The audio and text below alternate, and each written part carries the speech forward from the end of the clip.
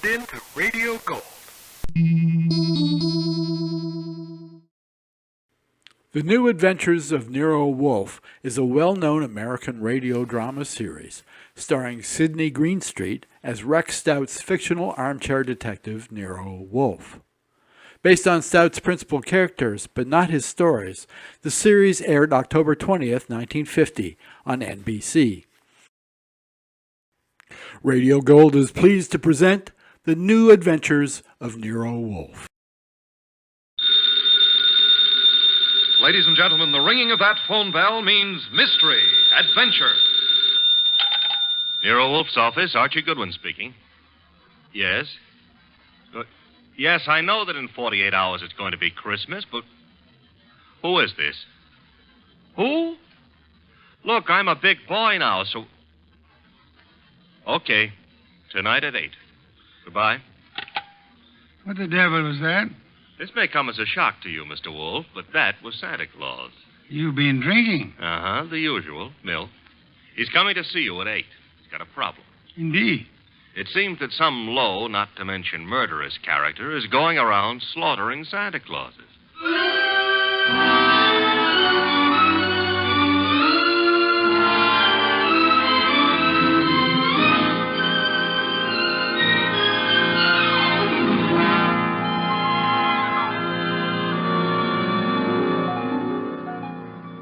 Ladies and gentlemen, it's the bulkiest, balkiest, smartest, and most unpredictable detective in the world. That chair-born genius, Nero Wolfe. Created by Rex Stout and brought to you in a new series of adventures over this NBC network in the person of Mr. Sydney Greenstreet.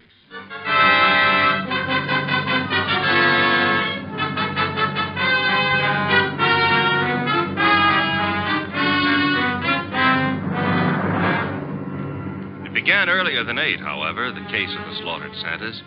It began, to be precise, on the corner of 34th Street and Carlisle. The hour was close to 6, the weather cold, the sky dark. How you doing, Santa? I'm freezing to death, officer. It's a cold day. You packing up? Yeah, I guess so. Not many people around anymore. Oh, heading for home and dinner. How was the collection? Well, I don't need no armored car, but a few dozen kids are going to have something for their Christmas stockings. Your competition, the guy in the opposite corner, is already screaming. Probably got low blood pressure. Yeah, give me a hand to get the collection pot off the chains, eh? Sure, there you go. Yeah, thanks. Yeah, I'll just walk you down the block. Got to phone in. Okay, fine. One Santa's still left. Wonder what he's waiting for. Santa Claus. Well, watch yourself going down those chimneys tonight, eh? Sure. Well, I'll cut across the avenue here. Be seeing you. Hey, that car coming down the street. Got its lights out. Look out!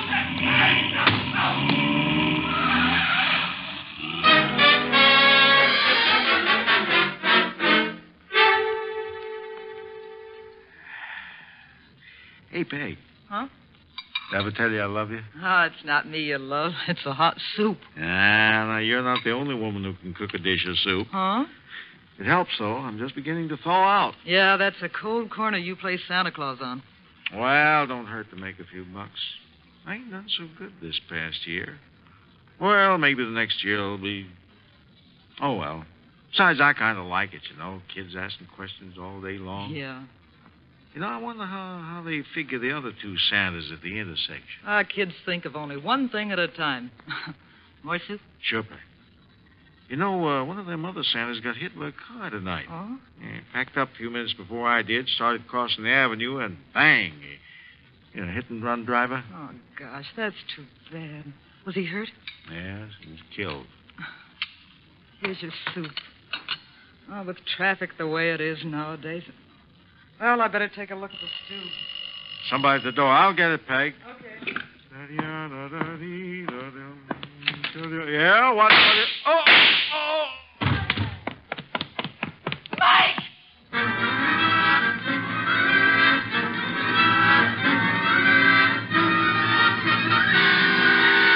Wolfe? Yes, Archie? I've been thinking. Good heavens. Oh, I admit it won't bring about a national emergency, But, Mr. Wolfe, Christmas is only a couple of days away. If you're hinting about your present... No. I was just imagining you behind a team of reindeer. Your imagination is morbid. You'd make a wonderful Santa Claus. Phooey. You got the perfect build for it. Of course, as for character... Archie. Yeah? Can you picture me scrambling down a chimney? Well, they might have to build bigger chimneys, but... Bah. There's that, too. However... That is the front door. True. I was thinking... You might see who it is. Well, if nobody's been lying to me on the phone, that'll be Santa Claus. Let him in. But I haven't decided what I want for Christmas yet, Mr. Wolfe. For example, should she be blonde or brunette, tall or short? Archie. On my way. Good evening. I dislike dawdling on anyone's doorstep. Well, stop dawdling. Come in, please. Mr. Wolfe has been warned of my arrival. He has. Through here. Mr. Wolfe, this is Santa Claus? My name is Barton, John Barton. How do you do, sir? I have no time for the social graces, Mr. Wolfe. I'm about to be murdered. Hardly in my house. I have objections. I'm a frightened man, Mr. Wolfe. Indeed. This costume you see me in is responsible for it all. Why are you in it? I had a notion it might be, well, entertaining to play Santa Claus in public. I'm a wealthy man, sir. I can afford to have whims. Therefore, I have assumed this masquerade. However, it apparently is going to be the death of me. Mr. Barton, you have adequately conveyed an atmosphere and an emotion. I suggest you concentrate on facts now. Very well. I have been acting as Santa Claus for the Tuberculosis Fund. My station is the corner of 34th Street and Carlisle Avenue. I might add the northeast corner. Why? Because at that intersection there have been two other Santa Clauses. One on the southeast corner and one on the southwest corner. 3 Santa Clauses, then, on 3 corners. Yes. Now then, earlier tonight, the man on the southwest corner started home. He was crossing the avenue when he was run down and killed by an automobile. A regrettable accident. The car was running without lights. It deliberately ran the fellow down and then vanished. Not an accident, Mr. Wolfe. You saw this yourself? I did. One Santa Claus dead. The man on the southeast corner got home all right. According to the radio news flash, that's where he was killed by bullets. Coincidence? Possibly, but I wouldn't want to risk my life on the chance. This is Friday night. In the nature of things, you would have made 2 more appearances. Very well, Mr. Barton. I'll write you a check as a retainer, then hurry along home. I'm late now. No. I beg your pardon. You will neither hurry home nor notify anyone at your home of your whereabouts. But you will remain here until such time as I think it's safe for you to leave. The house is well guarded. I can't do that. In which case, I cannot accept you as a client. I fail to understand. Mr. Barton, it is very easy to murder someone. Avoiding the consequences of such an action is something else again. However, I'm assuming that you're not primarily interested in what happens to your murderer after you're dead. Of course not. Therefore, you will remain here. Archie? Yep. First, the corner of 34th and Carlisle. A complete report. But that's nonsense. The corner will be deserted now. Mr. Barton, you're hiring my intelligence. You therefore permit me to use it as I see fit. A complete report, Archie. Right, sir. You will then visit Inspector Kramer at headquarters. You will, in whatever manner you find effective, collect all the police information about the 2 already murdered Santas. Fine. The manner, I think, will be applying a blowtorch to the inspector's toes. Your levity is ill-timed. The inspector is likely to throw me out of my ear. Your problem. My ear? And on your way home, you might stop in at Mr. Barton's place. I don't see any purpose in that. Mr. Barton, there is a basic problem to which we must find an answer. Whether those 2 men were murdered because they were Santa Clauses or because their deaths were merely preliminaries to yours. Archie, I suggest haste. Yes, sir. And avoid blondes. I would like you to be home in time for Christmas.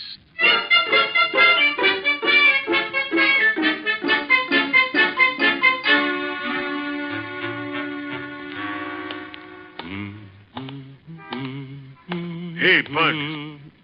Yeah? Got the price of a cup of coffee? You sure you mean coffee? Either you're going to dig it up or you ain't.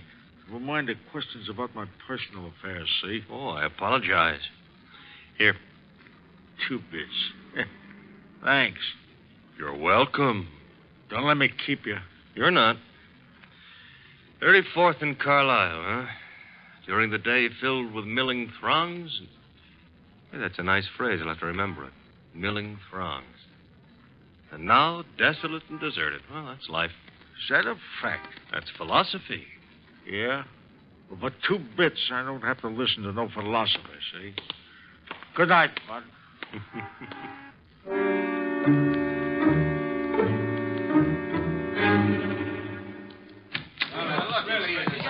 Uh-oh.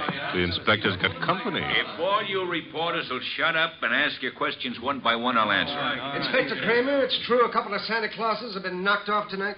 It's true that 2 men who have been employed as Santa Claus by charitable organizations have been murdered, yes. Any connection between those 2 guys, or does somebody just hate Santa Claus?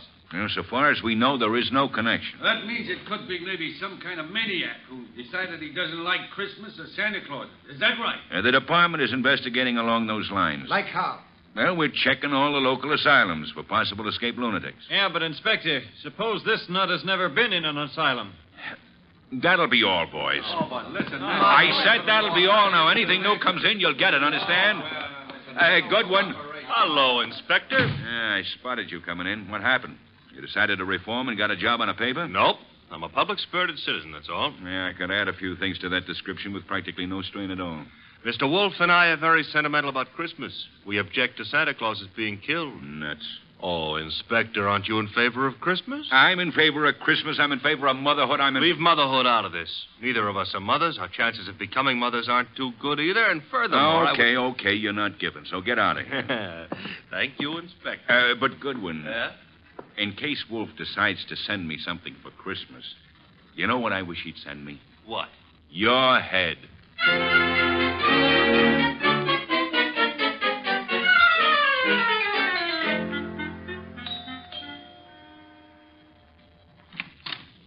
Well, Oh. now I know what I want for Christmas. What did you say? I said my name is Goodwin and it's cold on your doorstep. Oh, I'm sorry. Come in. Mm-hmm. You didn't mention your name. I'm Laura Barton. Mrs. Laura Barton? No, Fine. That is, what relation are you to John Barton? his niece. Why do you ask? Oh, you've got a beautiful voice. All this marble and no butler? I don't know where Pleasant is. He should be here. Have him shot at sunrise. Oh, Laura. Wayne, this is Mr. Goodwin. I never heard of him. What does he want? Well, I don't know. Wayne what? Stevens? Uh-huh. Friend of Mr. Barton? Half-brother, but we seem to be doing all the answering. How about your answering some questions, Goodwin? I'll try. Come into the library.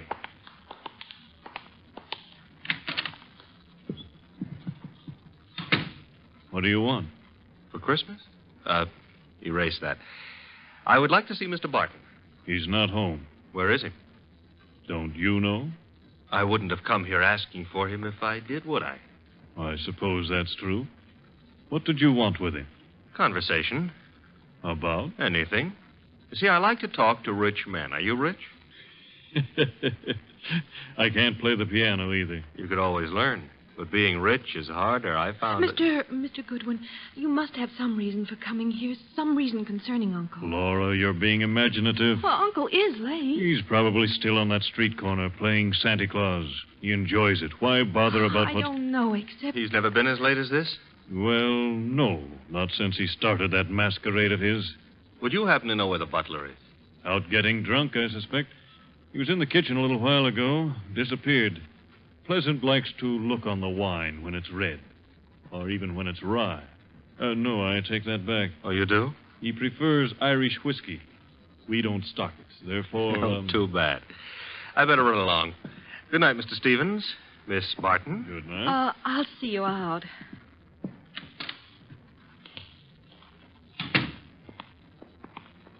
Prettiest butler I ever saw.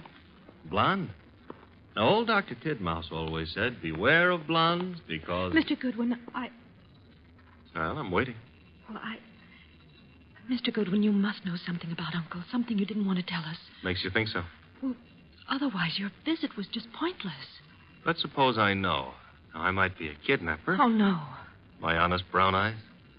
Your first name is Archie, isn't it? Archie? Archie Goodwin. Goes together nicely, don't you think? You work for Nero Wolfe. You're going back to him now? I might be, but then again, I might be going to the movies. I recognized you. Your pictures have been in the papers. Take me with you to see Mr. Wolfe. You can trust me. I never trust blondes. That's unfair. Well, no, I don't trust brunettes either. Furthermore, I'm not sure Mr. Wolfe would want to see you, so So? So why don't you, trail me home, hmm?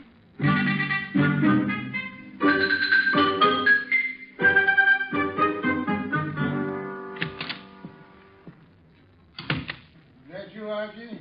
Archie? Where's Santa Claus? Guest room. He was tired. What, I've been trailed home. Indeed? By a blonde. Phooey. All right, I admit I didn't make any strenuous effort to shake her off, but she trailed... Where is she? Outside. Good. Your report. Oh, but she might freeze to death out there. That's her problem. Your report, Archie. It's short and simple. It would be simple. I haven't got time to resent that. A blonde is dying. As for the report, corner of 34th and Carlisle is a very quiet spot at night. No one was around but a bum who got into me for a quarter. For coffee, he said. You will not put that quarter on the expense account. Stop worrying. That was a private gesture. There were 4 corners. Corner number 1 had a dress shop on it. Corner number 2, a drugstore with a beautiful redhead in the window making with a hair rinse. The ad said her name was Noreen, but it didn't give her phone number. Archie. 3rd corner was devoted to a shoe store, and the 4th corner had a bank on it. A bank? Uh-huh. Kind of thought we'd have a pause at that point. Mean something? Inspector Kramer's information consisted of... Oh, you're being coy.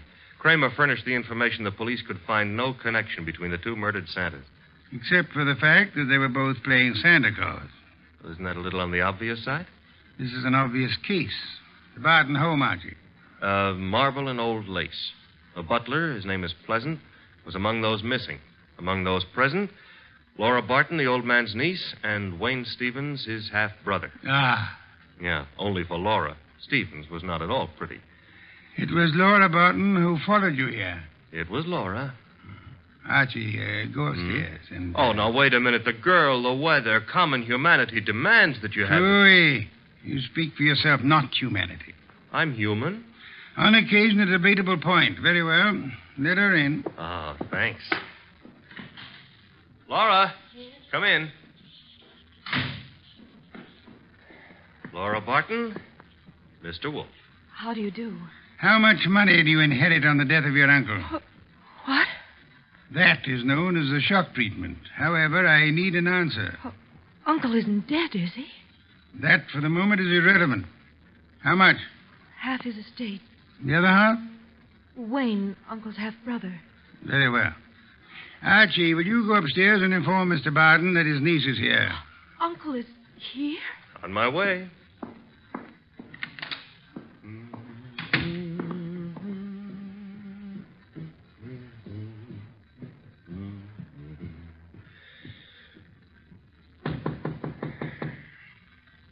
Yes?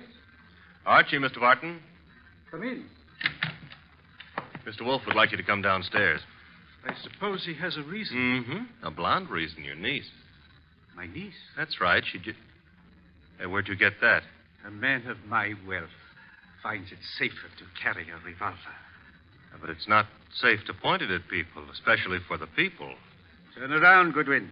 But, Mr. Barton, we're protecting you. By letting that girl into the house, if I had the time, I'd be amused. As it is...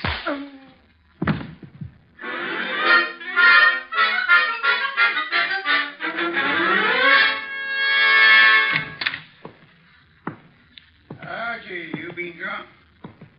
Good heaven. Uh-huh. Santa Claus came early. Your head. Which one are you referring to, my own or the one Santa gave me? You had better sit. No, I had enough trouble getting up a little while ago. I'm staying out of any positions in which I might have to do that again.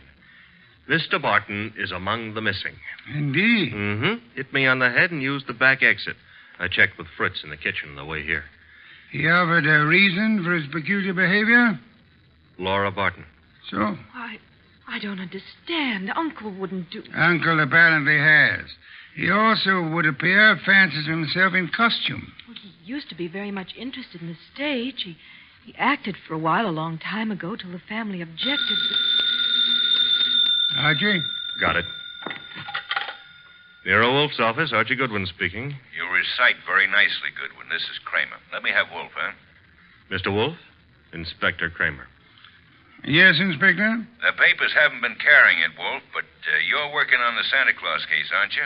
Possibility? You didn't send Goodwin down to headquarters on a possibility. Never mind.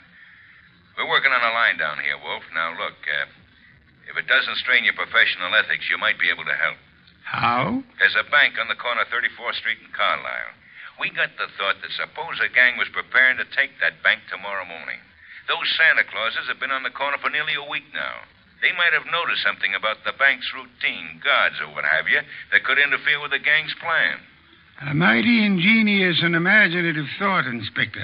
Hey, you didn't say yes or no. I have at the moment no opinion. That's all you're going to give us? At the moment. However, Inspector, in a very little while I shall give you, the murderer.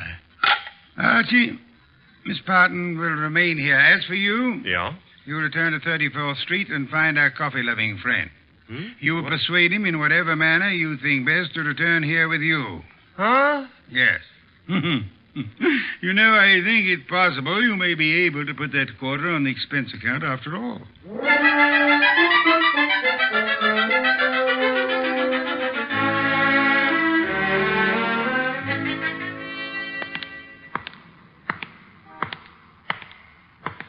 You.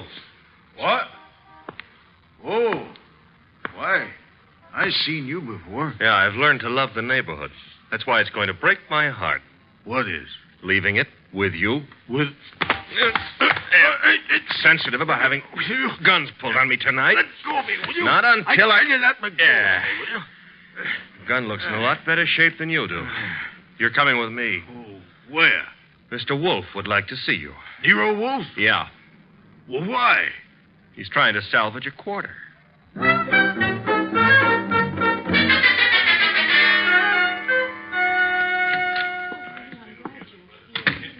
Ah, Archie. Uh-huh. Complete with, he wouldn't give his name. He did have a gun to it, though.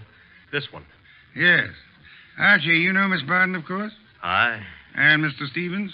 He joined us a moment ago. Miss Barton thought she'd be happy if he were here. Hello, Stevens. That's not the only reason I came. My brother is still missing. I'm concerned. Yes. You, sir, will you sit down? Watching people stand makes me uncomfortable. I don't have to. You do. Archie is stronger than you are. All right. That's better. If you don't mind, Mr. Wolfe, I've never been here before, never met you. But you look as though you could handle things. I think my brother's been kidnapped. Possibility we shall have to consider. Miss Barton, perhaps you have a theory, too? Well, I don't know. Uncle's been behaving strangely for weeks now. In what way? Well, I'm not sure. Wayne... Well, of course, John's always been a little peculiar, but I'm afraid I saw nothing especially strange, outside of this Santa Claus stunt, of course. I see. Miss Barton, your uncle played Santa Claus all week on one of the corners of 34th Street in Carlisle. I know. On two other corners, two other men indulged in the same activity. Those two other men are now dead. Oh, no. Well, wait. Mr. Wolfe, you mean they were killed by mistake for Barton? It is true that one man, made up of Santa Claus, looks very much like any other man similarly costumed. But the answer is no. One of the two men was shot in his home after he had removed his costume. Well, then, what connection? Miss Barton, in the event that you wanted to hide a tree, where would you hide it? Hide a tree? Why, I wouldn't even begin to know. If you were very clever, you would hide it in a forest. If you wanted to hide a murder and were very clever, you would adopt the same principle. Wait. You mean that if someone wanted to kill Uncle and didn't want to be suspected, he'd... Go about murdering several people with an ostensible, if lunatic, reason. He would, let us say, go about killing Santa Clauses. I get it. Then people would think the man he really wanted dead for a special and private reason had been killed for something that didn't point to him. True. That was why two Santa Clauses were murdered tonight. The third Santa Claus, however, the real object of the murderer's attention, was luckier or suspicious. He fled. Do I have to hang around here and listen to all this? You do, my unwashed friend. Mr. Barton fled, and the murderer was in a quandary. He had, so to speak, invested in 2 murders merely to make the third one confusing. But he found himself unable to commit that third murder. He couldn't find his victim. Could he ask the police to do so? Hardly. But he might try to inveigle a private detective such as myself into the job. That makes sense, Mr. Wolfe, but why would my brother have deliberately fled from your house? I mean, he was protected here, so... But do I make myself clear? Very clear, Mr. Stevens. Archie, that gun you took from the dirty gentleman, you still have it? I still have it. Then would you mind pointing it at Mr. Stevens here until the police remove him?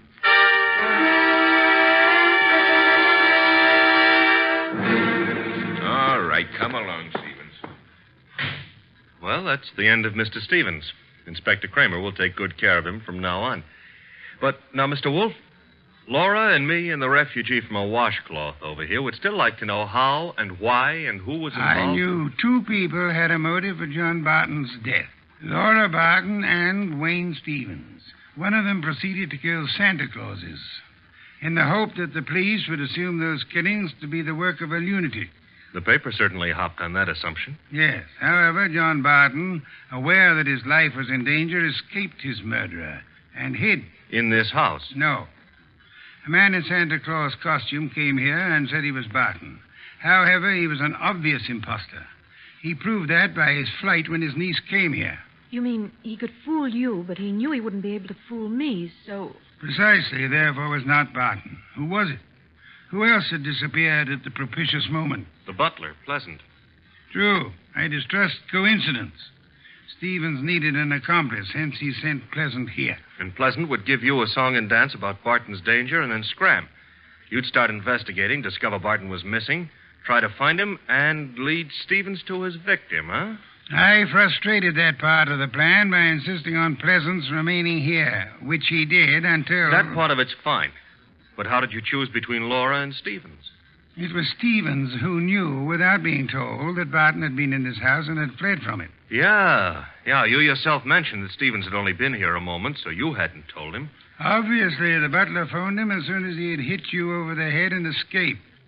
Furthermore, the butler masquerading as Barton had attempted to throw suspicion on Miss Barton. That convinced me of her innocence. Well, you've done it again, Mr. Wolfe, except for one minor detail. You're not very successful at irony, Archie. What minor detail? Where is Barton? In this house. Huh?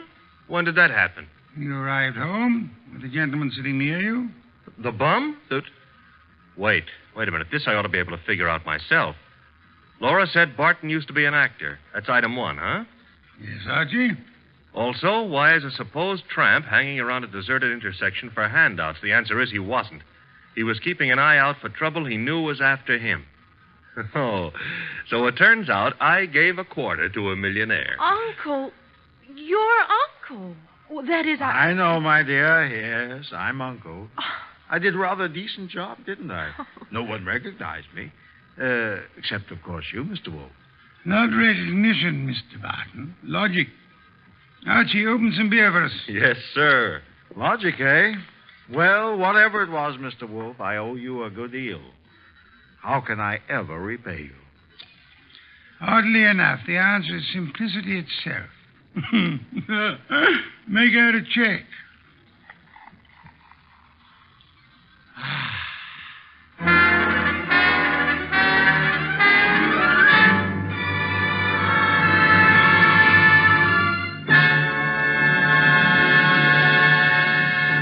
You have been listening to The New Adventures of Nero Wolfe, starring Sydney Greenstreet.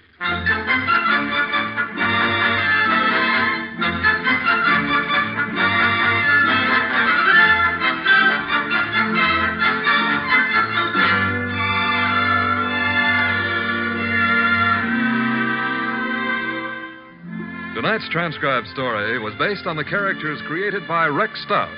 This is an Edwin Fadiman program produced and directed by J. Donald Wilson.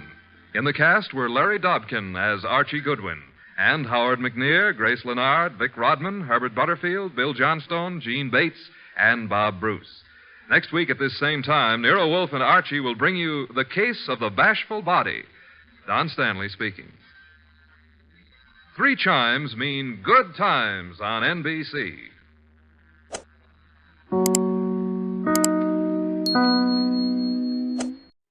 Radio Gold is a 3 Nines Fine radio production. See you next time.